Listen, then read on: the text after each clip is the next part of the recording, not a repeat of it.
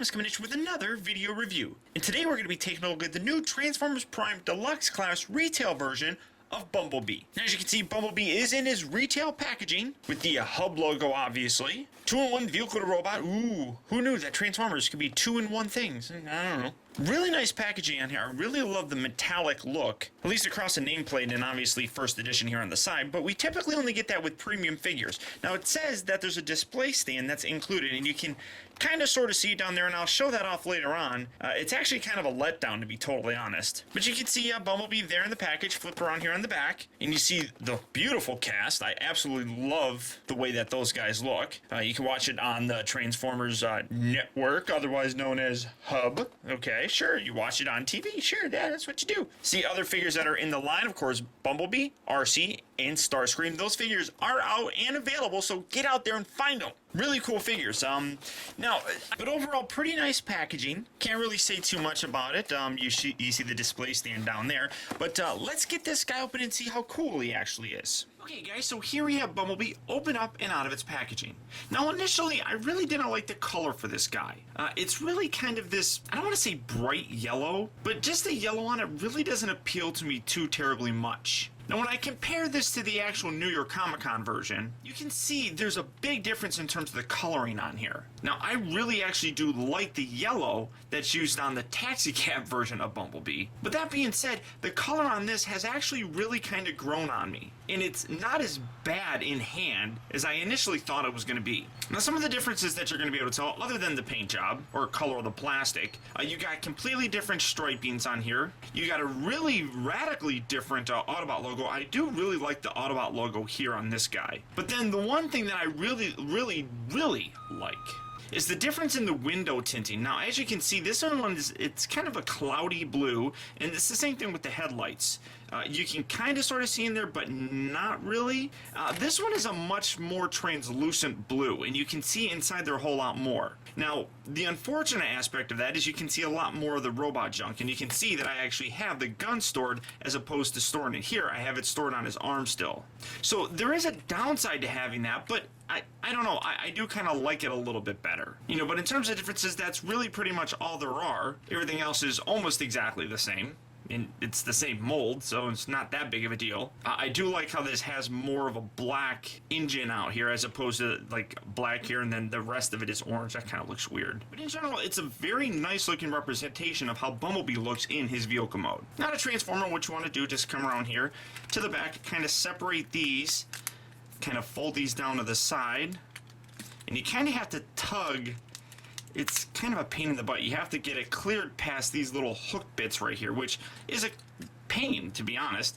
Fold this bit down, and then you can rotate that all the way down like so. Then this little bit here, fold this back, and then that's going all the way back, and then you take the feet, fold that out. Make sure you leave the actual heel part all the way down. Again, fold this, fold that all the way back, so that's all the way back like so. Just like so, and there's his legs. Now, again, I have shown the transformation before in the New York Comic Con version of this figure, but I might as well do it again. You come around here to the top, and you can actually split this across the top like so. Come around here to the bottom section here, untab this section from the inside of the doors, just like that, and then you can angle these all the way out, and then you take these, fold these little bits down just like that, kind of angle these down just to swoop them out of the way, fold this little bit back, come around here, again kind of just lift that up, get it out of the way, and then you can get the arms, extend those all the way up just like that. Come around here to the front, you have to pull, this part right here is kind of annoying, you have to pull this section and then separate it just like so, and then these little bits will angle out, fold that back, fold this, rotate that around, then rotate this section around as well, fold this down, and then angle this all the way back. And then you can see there's a little tiny hook right on the inside right there that this is going to tab into. So rotate this down just like that and slot that in just like so. Straighten out his head, kind of fold this up. Now, this is one part that I don't know if a lot of people actually mention. Now, first you want to fold this section up just like so, but then you have these little tiny hook bits right here on both sides. It's kind of hard to tell, but there are actual little slots underneath here that you kind of have to hook them into. So go ahead and hook them on like so. But again, I don't know if people actually mention this, but you have to push down on them a little bit, and it actually kind of straightens it out and makes the chest look a lot better, in my opinion. Keep these angled up, and then this is actually a pain in the butt. You have to angle these down just like so, and actually the one on this one's pretty easy. That's a little tough. Okay, so again, straighten these out, fold that down, push that down, and that really kind of keeps the head pointed up a lot better, and really kind of fills everything in. And I don't know, the chest just looks better when you do it like that.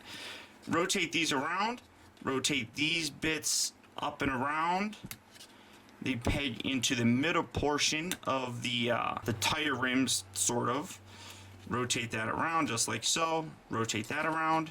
Do the same on this side. Kind of slot that in, just like so. Rotate that around. Rotate that around. And all this stuff came undone. So again, push that kind of down. See, most people just kind of hook it in there and just leave it there, and it keeps it kind of on this angle where it's like this. That looks okay, but it kind of gives them a sunken head look. Really kind of make sure you push these down. It's just subtle. It's very subtle, but it fills that in and makes it look a lot better. Then flip these around, kind of tuck that down, kind of angle these out to the side. And boys and girls, children of all ages, here you have Bumblebee, although he doesn't really want to stand very well, in his robot mode. Now, my general complaints that I had with this figure from the original mold, well, not really the original mold, the first time that we got it with the New York Comic Con version, it's still prevalent in this one. The biggest thing is I really dislike these doors. I don't like how they kind of flare out like that. That's really not accurate. They should be kind of pointed in the back, but there's no way to kind of angle them up, and that just really looks derpy to me. I don't like that. So you kind of have to leave them like this just to kind of flare them out and make them look a little bit better, but they really should be more like wings coming out of the back, and I really wish there was something that you can actually do for that to kind of fix that. Now, one thing that is improved over this version, or rather the New York Comic Con version, is the light piping. And I don't know if you'll be able to see this, but he's got some really good light piping on this because they don't have the kind of cloudy blue plastic on the actual light pipe section that they have like on the windows and things of that nature. The New York Comic Con version really kind of let me down in terms of that because they carried over that same cloudy blue plastic on the light piping. They don't do that obviously with this. They have the actual clear blue like the rest of the blue pieces on here, so you get some really nice light piping. I really love the way that looks. In terms of his articulation, he's got everything that you can really want. His head's on a ball joint, so you can get a full range of motion, really do whatever you want to do. The arms move forward and they move back. Because they're on this weird kind of diagonal joint, they kind of rotate, and you kind of, it's kind of weird how it rotates. It's not too terribly bad, and then it swivels in and out. It's not too terribly bad, but it is kind of weird. And one noticeable problem is that some of these joints are not very tight. You can see this one comes out very easily and it stays up. This one really kind of droops just from gravity itself. And that's rather kind of unfortunate. He's on a ball jointed elbow and he rotates at the, well, forearm bit right here. So you can get him going like that. Now, one thing I do wish he had is some actual rotation at the wrist. It moves forward and back.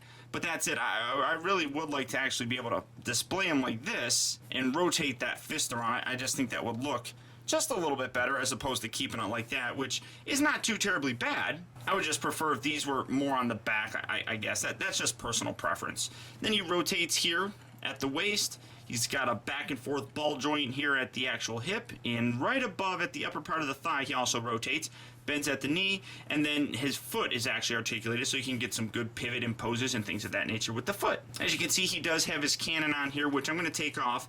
You can display it on either arm. It has the little peg hole for it, or if you have a second one, you can do that, because now I have basically 4 different Bumblebees because I kept trying to buy them because the joints were really loose. So now he's got 2 cannons, which really does fit this figure a whole lot better. I mean, he really should have dual wielding cannons. I personally think. I just think that that's really cool looking. It's what he should have. I really think he should have 2 cannons. So if you have the New York Comic Con version, at least you got 2 of these now, and they are identical. Get this off here so I can show you what I'm talking about. As you can see, both of the cannons are actually identical. I don't know which one is the New York Comic Con version one and which one isn't. Although what is kind of interesting, this says 1 and this one says 2.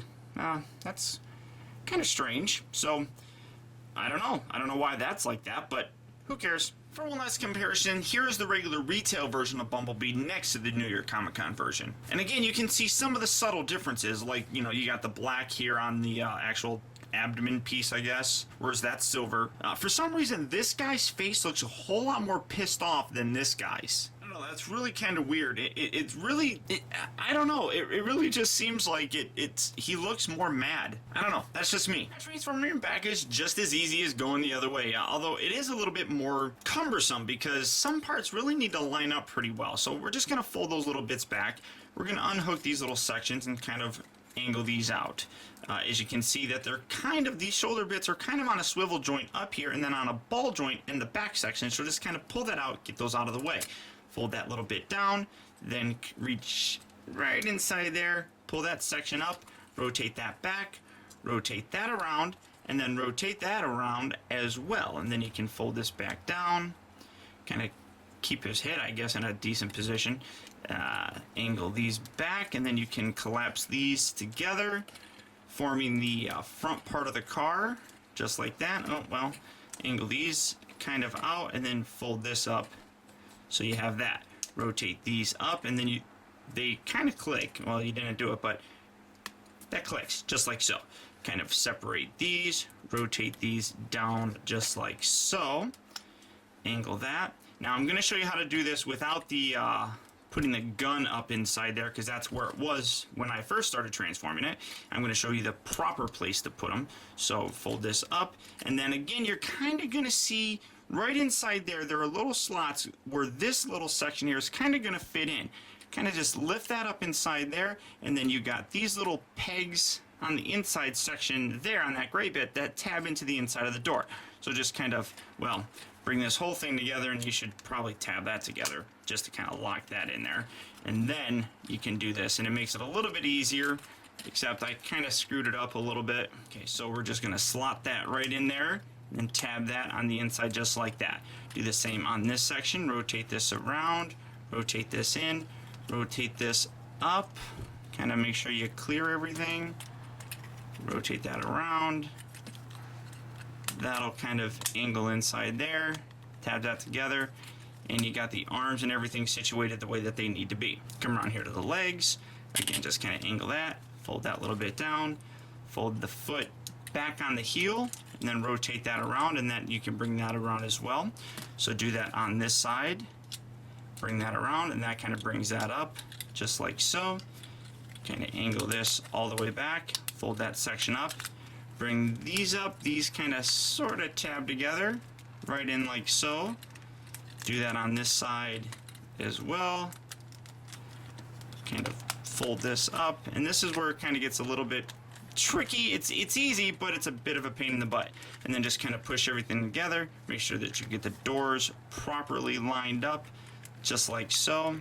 Make sure it rolls well, which it does. Take your little cannon, plug this onto the bottom. You can see there's 2 little kind of slot tabs here and here. And then on the underside here, there are little grooves that you just kind of plug those in. But don't plug too much, because you'll end up pushing the feet out like so. So just kind of keep it like that. And again, make sure it rolls. And here you have Bumblebee back in his vehicle mode. Now, without a doubt for me, Bumblebee really is one of my favorite characters in the new Transformers Prime series. Now, I know a lot of people can be, but wait, Optibotimus, he doesn't talk, he doesn't ever say anything. How is he your favorite character? Well, he's not my favorite, he's one of my favorites. And I just overall love the character that he is. He doesn't need to talk in order to get his emotions across. And just something about it really does appeal to me, and I really do like it. And I really think that this toy does a really nice, fun job of capturing that look of Bumblebee. The vehicle mode is absolutely sexy looking. I love the way this looks. It definitely comes across as kind of a Camaro, but just different enough that it doesn't actually have to be a Camaro. And the robot mode is really kind of fun as well, with the minor problem of the wings. Now this is definitely not the best Transformers Prime figure that I have currently, but without a doubt it deserves to be in your collection. I think both modes do a fantastic job of recreating the look of the character, and the transformation itself, although complicated at some points, is actually pretty fun and pretty fulfilling once you're done. So without a doubt, guys, I highly recommend going out and picking this guy up. So until next time, this has been Optibotimus. I will talk to you later.